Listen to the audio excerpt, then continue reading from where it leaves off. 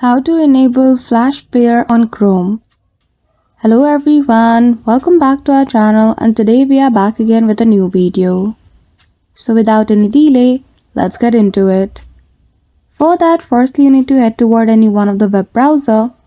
I'm using Google Chrome here. Then after, at the top beside your profile, you will see extension option.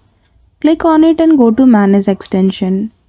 After that, on your left hand side, choose the option of Chrome Web Store. Once you are here in this store, you simply need to go to the search bar in the middle and type Flash Player for Chrome.